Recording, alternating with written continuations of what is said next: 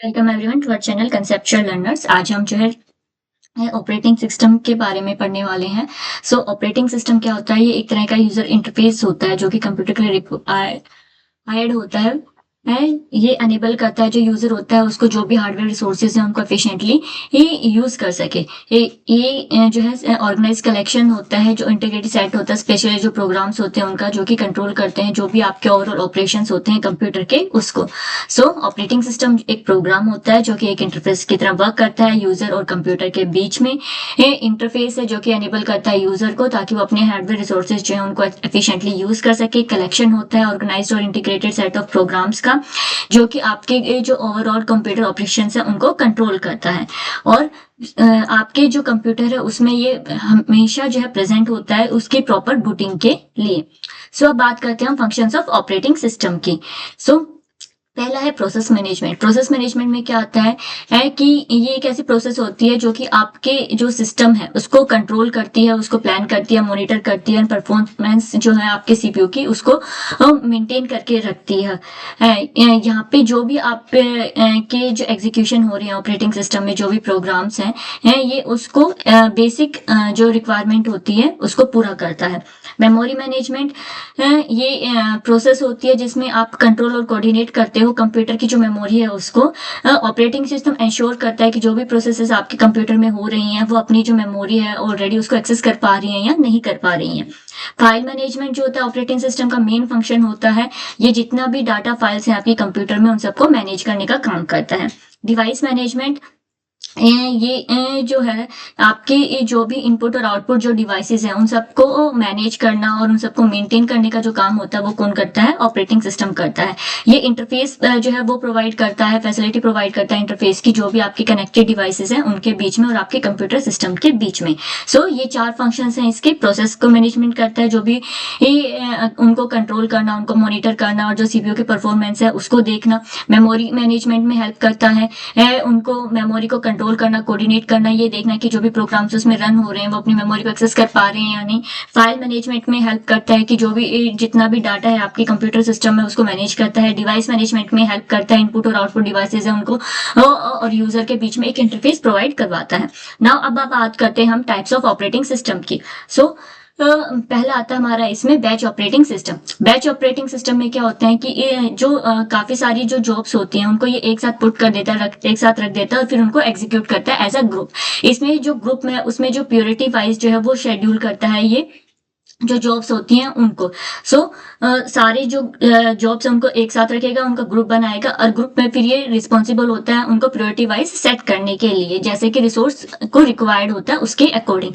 इसका एग्जाम्पल है आपका Unix. Now next is single user operating system. ये जो ऑपरेटिंग सिस्टम होता है ये एक ही यूजर को एक सिंगल टाइम पे अलाउ करता है। जो आपके जो पीसीज होते हैं वो कैसे होते हैं? सिंगल यूजर ऑपरेटिंग सिस्टम होते हैं। ये एक टास्क को एक टाइम पे मैनेज कर सकते हैं। इसके एग्जांपल्स हैं आपके MS DOS, विंडोज 9X, ये इसके एग्जांपल्स हैं। मल्टी यूजर ऑपरेटिंग सिस्टम, जैसे कि इसके नाम से ही पता चल रहा है इसमें जो मल्टीपल यूजर्स हैं वो कंप्यूटर सिस्टम को एक साथ जो है एक्सेस कर पाते हैं। ये जो है कहाँ पे यूज होता है? जो कंप्यूटर नेटवर्क्स होते हैं जहाँ पे जो सेम डाटा है, सेम एप्लीकेशन है, वो मल्टीपल यूजर्स को एक साथ रिक्वायर्ड होती है, वहां पे हम मल्टीपल यूजर ऑपरेटिंग सिस्टम का यूज करते हैं। इसका एग्जांपल है VMS। Now next is multitasking operating system. Multitasking operating system में क्या होता है कि एक से ज्यादा जो प्रोसेसेस हैं वो एक साथ रन कर सकती हैं और यूजर को अलाउ करती हैं कि वो एक जो रनिंग एप्लीकेशन है उसके बीच में वो दूसरी रनिंग एप्लीकेशन के बीच में भी स्विच कर सकता है। जो मोर देन वन प्रोसेस है वो इसमें एक साथ एग्जीक्यूट कर सकते हो आप। यूजर को अलाउ करते हैं स्विच करने के लिए जो रनिंग प्रोग्राम्स हैं, एप्लीकेशंस, उसमें एक से दूसरे में। एग्जांपल्स हैं इसके Linux, Unix, Windows 95।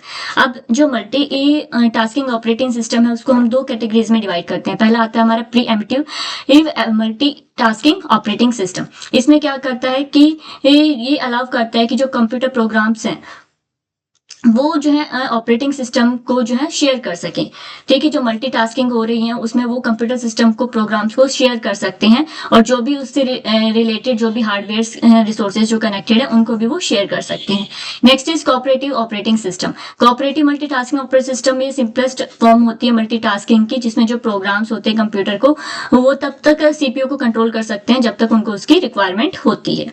Next is time sharing operating system. Time sharing operating system में जो मल्टीपल प्रोग्राम्स होते हैं वो एक साथ, जो कंप्यूटर रिसोर्सेज हैं उनका एक साथ यूज कर सकते हैं। ये प्रोवाइड करता है, ठीक है, जो प्रोसेस होती है वो उसमें इजीली रन हो सके। जैसे कि एग्जांपल है आपका जो मैक ऑपरेटिंग सिस्टम है, एप्पल का जो मैकिंटोश ऑपरेटिंग सिस्टम है, Mac OS. Next is real time operating system. ये एक जो रिस्पॉन्ड करते हैं एक पर्टिकुलर इवेंट को या एक प्री डिटरमाइंड जो टाइम होता है उसके लिए ऑपरेटिंग सिस्टम्स को डिजाइन किया जाता है। ज्यादातर इनकी जो एप्लीकेशंस होती हैं वो फाइल रिजर्वेशन सिस्टम में, मिलिट्री एप्लीकेशंस में इसका यूज किया जाता है। ये जो टाइप के ऑपरेटिंग सिस्टम होते हैं ये अवेलेबिलिटी और रिलायबिलिटी जो होती है सिस्टम की उसको इंक्रीज कर देते हैं। एग्जाम्पल है इसमें लिनक्स। नाउ इसको हम दो कैटेगरीज में डिवाइड करते हैं। जो आपका रियल टाइम ऑपरेटिंग सिस्टम होता है, एक होता है hard time real operating system. इसमें जो भी टास्क जो आपको परफॉर्म करनी है वो एक विद इन स्पेसिफिक जो टाइम लिमिट आपने उसके लिए रखी है उसी में आपको उस टास्क को जो है कंप्लीट करना होता है। Soft real time operating system, इसमें क्या होती है कि जो टास्क आपको परफॉर्म करनी है वो जरूरी नहीं है कि जो स्पेसिफिक टाइम लिमिट आपने रखी है उसी में आपको उसको कंप्लीट करना होगा। तो इस तरह से ये दो टाइप की ये हमारे रियल टाइम ऑपरेटिंग सिस्टम्स होते हैं। नाउ यूजर इंटरफेस की बात करते हैं। तो ये सबसे इंपॉर्टेंट पार्ट होता है किसी भी ऑपरेटिंग सिस्टम का। ये अलाउ करता है यूजर को जो भी उसके हार्डवेयर और सॉफ्टवेयर कंपोनेंट्स हैं उसको वो एक्सेस कर सके, उनके साथ वो कम्युनिकेट कर सके। सो जो कंप्यूटर है वो और यूजर जो है एक दूसरे से इंटरेक्ट करते हैं, दो तरह के इंटरफेस के थ्रू वो एक दूसरे से इंटरेक्ट करते हैं। पहला है हमारा ग्राफिकल यूजर इंटरफेस। इसमें जो प्रोग्राम्स होते हैं वो और जो पर्सन होता है वो कंप्यूटर से किस तरह से इंटरफेस करता है with the help of symbols, visual metaphors और पॉइंटिंग डिवाइसेस की हेल्प से। जैसा कि इसको जो है सबसे बेस्ट जो इम्प्लीमेंट किया है वो किसने किया है, जो एप्पल के प्रोडक्ट्स हैं वो उन्होंने इसको सबसे बेस्ट जो है इम्प्लीमेंट किया है। जो फर्स्ट ग्राफिकल यूजर इंटरफेस जो डिजाइन किया गया था वो जीरोक्स कॉर्पोरेशन ने 1970 में डिजाइन किया था। जितनी भी आपकी हैंडहेल्ड डिवाइसेस हैं जैसे कि MP3 प्लेयर हो गया, पोर्टेबल और मीडिया प्लेयर हो गया, गेमिंग डिवाइसेस हो गए, स्मार्टफोन्स हो गए, इन सब में क्या आप मिलता है, आपको ग्राफिकल यूजर इंटरफेस देखने को मिलता है। Now next is character user interface. Character user interface जैसे कि इसके नाम से डिनोट होते हैं कैरेक्टर्स, यानी कि कमांड का यूज करता है, इसलिए इसको हम क्या कहते हैं, कमांड लाइन इंटरफेस भी बोलते हैं। सो ये एक मैकेनिज्म होता है जिसमें आप जो कंप्यूटर सिस्टम या सॉफ्टवेयर है उसको टाइपिंग कमांड्स की हेल्प से जो है उसको जो है कमांड देते हो कोई भी जो स्पेसिफिक टास्क है उसको परफॉर्म करने के लिए। ये सिर्फ टेक्स्ट टाइप की जो कमांड्स होती है उनका ये यूज करता है, जैसे कि MS टूल्स जो है वो इसका एग्जाम्पल है। Now next is booting. Booting वो प्रोसेस होती है जो किसी भी कंप्यूटर या कंप्यूटर अप्लायंस जो है उसको शुरू करने के लिए जरूरी होती है। जब तक आप बूटिंग नहीं करते हो आपका जो कंप्यूटर सिस्टम या अप्लायंस है वो वर्क नहीं करेगा। सो जो हार्डवेयर जो होते हैं जैसे कि स्टार्ट बटन हो गया आपका या कोई भी सॉफ्टवेयर कमांड होगी, ये उसकी हेल्प से हम जो है बूटिंग को इनिशियलाइज करते हैं, स्टार्ट करते हैं। ना दो टाइप की बूटिंग आपको देखने को मिलती है। So booting is starting up of a computer और computer appliance until it can be used. दो टाइप की बूटिंग में कौन कौन सा आता है हमारा, एक आता है कोल्ड बूटिंग, दूसरा आता है हमारा वार्म बूटिंग। कोल्ड बूटिंग जो होती है उसमें आपको जो अगर पहले से आपका कंप्यूटर कंप्लीटली शट डाउन और फिर आप उसको ऑन कर रहे हो तो वो आपका क्या कहलाता है, कोल्ड बूटिंग कहलाता है। वार्म बूटिंग में क्या होता है कि ऑलरेडी आपका कंप्यूटर ऑन है और आपको उसको रीस्टार्ट करना है, तब उसको आप क्या कहते हो, वार्म बूटिंग कहते हो।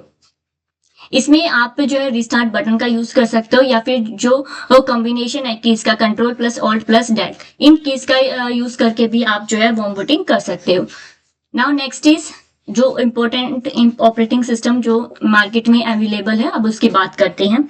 सबसे पहले है यूनिक्स। यूनिक्स जो है सबसे पहले इसको 1969 में जो है केन थॉमसन और डेनिस रिचे ने इसको जो है सबसे पहला इसका वर्जन जो है उसको डेवलप किया गया था। इसको एक सर्वर की तरह यूज करते हैं जो भी वर्क रजिस्ट्रेशन वगैरह होते हैं और इसको अंडरस्टैंड करना काफी मुश्किल होता है।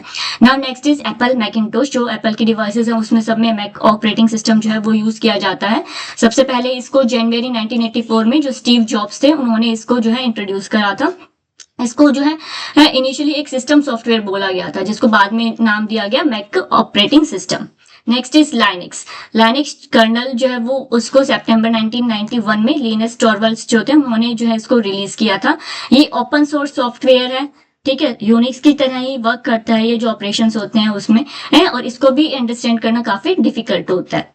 Next is Microsoft Windows. ये ऐसा ऑपरेटिंग सिस्टम है जो कि किस पे बेस्ड है, ग्राफिकल यूजर इंटरफेस पे बेस्ड है। माइक्रोसॉफ्ट ने इसको डेवलप किया है और इसको जो है नाम क्या दिया था, विंडोज। ठीक है, और बाद में जैसे जैसे लोगों का ग्राफिकल यूजर इंटरफेस में जो है रिस्पॉन्स बढ़ा, वैसे वैसे इसको फर्दर डेवलप किया गया। नाउ अब बात करते हैं मोबाइल ऑपरेटिंग सिस्टम्स की। जो आपके ऑपरेटिंग सिस्टम्स हैं जो कि स्मार्टफोन्स, टैबलेट्स और डिजिटल मोबाइल डिवाइसेस पे वर्क करते हैं, सो उसमें हमारे ये आते हैं। ये इस तरह से डिजाइन किए गए हैं ताकि जो वायरलेस कम्युनिकेशन है और डिफरेंट टाइप की जो मोबाइल एप्लीकेशन है उनको सपोर्ट कर सके। सो इसमें जो बिल्ट इन सपोर्ट होता है जो भी मोबाइल के मल्टीमीडिया फॉर्मेट्स होते हैं उनके लिए। सो कुछ एक पॉपुलर अगर हम ऑपरेटिंग सिस्टम की बात करते हैं मोबाइल के लिए, तो पहला आता है इसमें एंड्रॉइड। जो एंड्रॉइड ऑपरेटिंग सिस्टम है उसको सबसे पहले गूगल ने डेवलप किया गया था। ये लिनक्स पे बेस्ड है, जो मेन पार्ट होता है इसका ऑपरेटिंग सिस्टम का उसका। इसको टच स्क्रीन मोबाइल डिवाइसेस जैसे कि टैबलेट्स हो गए, स्मार्टफोन हो गए, उनके लिए इसको डिजाइन किया गया है। अब सबसे ज्यादा जो कॉमनली यूज होता है मोबाइल फोन्स में वो कौन सा होता है, एंड्रॉइड ऑपरेटिंग सिस्टम होता है। इसके काफी सारे जो वर्जन्स हैं वो मतलब ईयरली रिलीज हुए हैं। इसमें 2018 के वर्जन जो है उसको बताया गया है, लेकिन अभी रिसेंटली जो 2025 है उसमें भी इसका नया जो वर्जन है वो आ चुका है। Next is Symbian. सिम्बियन जो है उसको सिम्बियन लिमिटेड जो है उसने डेवलप किया था। ये भी open source mobile operating system है जो कि स्मार्टफोन्स के लिए डिजाइन किया गया है। ये मेजरली जो मोटोरोला, नोकिया, सैमसंग और सोनी के जो हेडसेट्स होते थे उसमें इसका यूज किया जाता था। इसका लेटेस्ट वर्जन नोकिया बैले जो है 2012 में रिलीज हुआ था। उसके बाद अब इसका जो प्रोडक्शन है वो बंद कर दिया गया, अब ये नहीं बनता है। Next is iOS। iOS जो है एप्पल जो कंपनी है उसका ऑपरेटिंग सिस्टम है।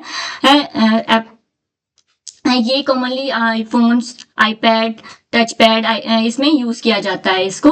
इसका जो लेटेस्ट वर्जन है वो 26 वर्जन इसका जो है मार्केट में अवेलेबल है, जो कि अभी 25 में रिलीज हुआ है। Now next is blackberry. ये सबसे सिक्योर ऑपरेटिंग सिस्टम जो है स्मार्टफोन्स में जो है अब तक का बना है, लेकिन ये जो है वेब 1.2 जो है उसको भी सपोर्ट करता है। इसका भी जो लेटेस्ट जो है ऑपरेटिंग वो 2022 में बना था, उसके बाद अब इसको स्टॉप कर दिया गया। अब इसका फर्दर जो आपको लेटेस्ट वर्जन है वो नहीं देखने को मिलता है। नाउ MS DOS की बात करते हैं, माइक्रोसॉफ्ट डिस्क ऑपरेटिंग सिस्टम, ये इसकी फुल फॉर्म है। इसको काफी बार एग्जाम में पूछा जाता है। सबसे पहले माइक्रोसॉफ्ट ने 1918 में इसको माइक्रो कंप्यूटर्स के लिए डेवलप किया था। जो ऐसा ऑपरेटिंग सिस्टम है ये जो कि IBM कॉर्पोरेशन जो है MS DOS उसने 1981 में जो PCs है उनमें रन करवाया था। सिंगल यूजर ऑपरेटिंग सिस्टम, एक टाइम पे एक ही यूजर इसको जो है ऑपरेट कर सकता है। ये जो है आपका ऐसा ऑपरेटिंग सिस्टम है जो कि मेन मेमोरी जो है उसमें लोड किया जाता है और एक सिंगल जो डिस्क है उसकी हेल्प से आप इसको मेन मेमोरी में लोड कर सकते हो। नाउ अगर हम बात करते हैं स्ट्रक्चर ऑफ डोज की, किसका स्ट्रक्चर कैसा होता है, तो इसमें इसके 4 एसेंशियल प्रोग्राम्स एसोसिएटेड होते हैं इसके साथ, जो कि कंप्यूटर को कंट्रोल करते हैं और उससे इंटरेक्ट करते हैं। पहला है द बूट रिकॉर्ड। ये इसमें क्या होता है कि जो लोड सबसे पहले जो आपकी लोडिंग होती है, जो मेन मेमोरी है उसके अंदर ऑपरेटिंग सिस्टम को लोड किया जाता है। ये मेन प्रोग्राम होता है MS DOS का। Next is the basic input output system, जो BIOS.sys होता है। ये एक इंटरफेस प्रोवाइड करता है जो भी आपके हार्डवेयर और जो प्रोग्राम्स हैं उसके बीच में। थर्ड होता है आपका MS DOS.sys प्रोग्राम्स। ये कलेक्शन ऑफ प्रोग्राम्स होते हैं, रूटीन्स होते हैं, डाटा टेबल्स होती हैं, जो कि हाई लेवल प्रोग्राम्स जो हैं उनको प्रोवाइड करवाती हैं। Next is the command dot program. ये स्टैंडर्ड सेट ऑफ कमांड्स होते हैं जो कि यूजर्स जो है उसको अलाउ करते हैं ताकि जो वो एक्सेस कर सकता है, जो फाइल मैनेजमेंट होता है, कॉन्फ़िगरेशन होता है और जो अदर मिसलेनियस फंक्शन होते हैं कंप्यूटर सिस्टम के उसको।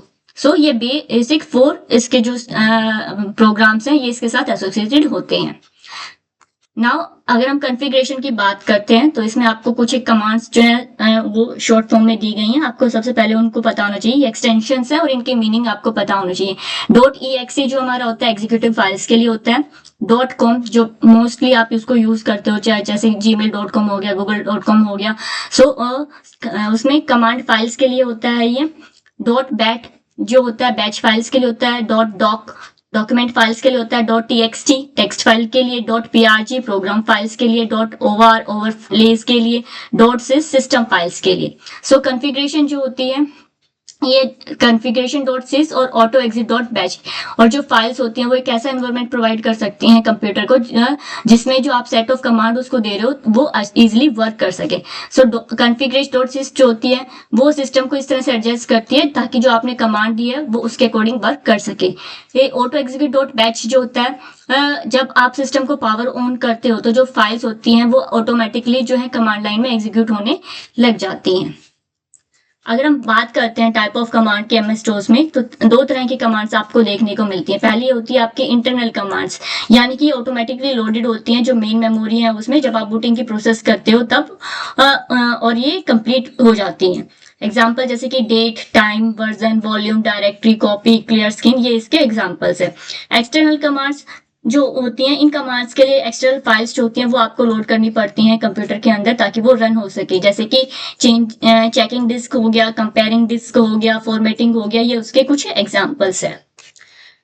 नाउ कुछ इंपॉर्टेंट जो कमांड्स हैं और उनके जो यूजेस हैं वो आपको पता होना चाहिए। जैसे call one batch program from one another, एक बैच प्रोग्राम को अगर दूसरे में लेके जाना है तो सीडी का मतलब होता है डायरेक्टरी को चेंज करना, एक स्पेसिफिक फोल्डर में उसको लेके जाना। सीएलएस होता है आपका क्लियर स्क्रीन जो कि आप जनरली यूज करते हो। कॉपी मीन्स एक जो फाइल है उसको दूसरी लोकेशन पे जाके कॉपी करना। डेट, डिस्प्ले और set the date. DL, delete करना। DIR, display of list of files and folders, यानी कि एक तरह से डायरेक्टरी कुछ जो होता है उसको शो करता है ये। इरेज, डिलीट और वन और मोर फाइल्स। एडिट करना, view and edit files. Exit, quit the current script और रूटीन। और set an error level. Format, जो आपकी डिस्क ड्राइव होती है उसको इरेज करना और उसको प्रिपेयर करना। इफ अगर आप कोई कमांड है उसको कंडीशनली परफॉर्म करवाना चाहते हो तो आप इफ का यूज करते हो। एमडी मीन्स अगर आपको न्यू फोल्डर बनानी है तो। मूव, अगर फाइल्स को एक फोल्डर से दूसरे फोल्डर में लेके जाना है तो। पाथ, ये जो है जो भी आपकी एग्जीक्यूटेबल फाइल्स है उनका पाथ शो कर रहा है कि वो कहाँ से कहाँ पे जा रही हैं। प्रिंट, कोई भी अगर आपका डाटा है उसको प्रिंट पोर्ट तक जो है वो उसका काम करता है लेके जाने का। REN, रैन, यानी कि रीनेम करना किसी भी फाइल और डायरेक्टरी को। RD मीन्स रिमूव करना जो भी एम्प्टी डायरेक्टरी है उसको। सॉर्ट करना, जो इनपुट और जो डिस्प्लेस हैं आउटपुट की उनको सॉर्टिंग करना, ठीक है, उनको साइज के अकॉर्डिंग लगाना, उनको डेट वाइज अरेंज करना, वो किस में आता है, सॉर्ट में आता है। स्टार्ट, कोई भी प्रोग्राम है और या कमांड है, बैच फाइल है, उसको स्टार्ट करना। टाइम, जो सेट डिस्प्ले करना टाइम को या उसको सेट करना। टाइप, जो भी कंटेंट्स हैं टेक्स्ट है फाइल के उनको डिस्प्ले करना। वर्जन, जो आपका डिस्प्ले वर्जन है उसकी इंफॉर्मेशन आपको देना। एक्स कॉपी, जो मल्टीपल फाइल्स हैं, डायरेक्टरीज हैं, ड्राइव्स हैं, उनको कॉपी करके एक जगह से दूसरी लोकेशन पर लेके जाना। नाउ स्पूलिंग, ये कुछ एक छोटी छोटी टर्म्स हैं जो आपको पता होना चाहिए। स्पूल, सबसे पहले स्पूल क्या होता है कि ये टेम्परेरी स्टोरेज एरिया होता है। तो अगर आप कोई डाटा जो है उसको सेंड कर रहे हो टेम्परेरी स्टोर करने के लिए एक जगह से दूसरी जगह में, तो उस प्रोसेस को आप क्या कहते हो, स्पूलिंग कहते हो कंप्यूटर की मेमोरी में। कर्नल, जो मेन कोर होता है ऑपरेटिंग सिस्टम का, जो कि सपोर्ट करता है जो भी उसको पाथ प्रोवाइड करता है ताकि जो पेरिफेरल डिवाइसेस हैं वो वर्क कर सके। शेल, ये ऐसा प्रोग्राम होता है जो कि जो कमांड्स होती हैं जो यूजर ने दी हैं उसको इंटरप्रेट करता है। थ्रेड, ये ऐसी टास्क होती है जो कि रन करती है अगर आप एक टास्क को दूसरे टास्क के साथ जो है एक साथ काम कर सकें। ये हमारे कुछ ऑपरेटिंग सिस्टम के बारे में बेसिक जो कंप्यूटर नॉलेज है वो थी। आई होप आपको वीडियो अच्छी लगी होगी। चैनल को लाइक शेयर सब्सक्राइब करेंगे। Thank you.